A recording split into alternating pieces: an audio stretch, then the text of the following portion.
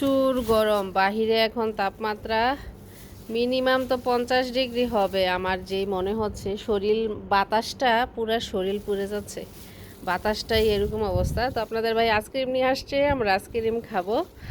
খুবই সুন্দর এই যে বাতাস, কিন্তু পুরাটা বাতাস গরম বাতাস, একটা মনে হচ্ছে যে জাহান্নামের, মনে হয় আগুনের যে একটা এরকম মনে হচ্ছে।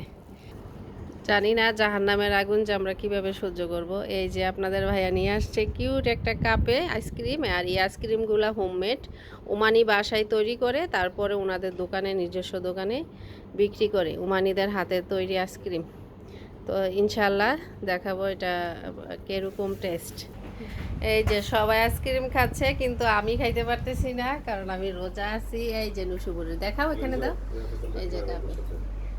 এই হচ্ছে আইসক্রিমের লুক, মাশাআল্লাহ অনেক সুন্দর। আপনাদের ভাইয়া খাচ্ছে, সবাই আমাকে লোভ দেখাচ্ছে, আমি আর খাইতে পারতেছি না কারণ আমি রোজা। আলহামদুলিল্লাহ, আল্লাহ কবুল করছে দেখি আমি রোজা রাখতে পারছি, এতে আমি অনেক খুশি। তারা খেলতেছে এখানে ডাবা খেলা।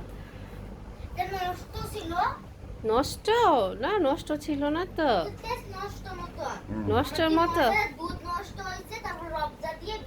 কত ত্রুটি ধরে। আচ্ছা তুমি একভাবে বানিয়ে দেখাই, ওকে কেমন হয়?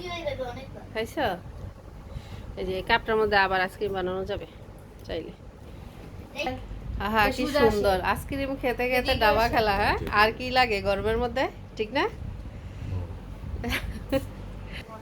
মজা।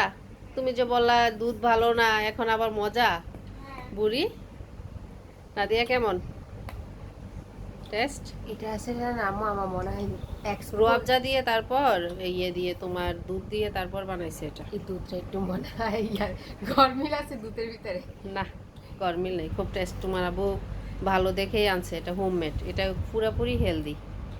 চিনি বেশি। চিনি বেশি?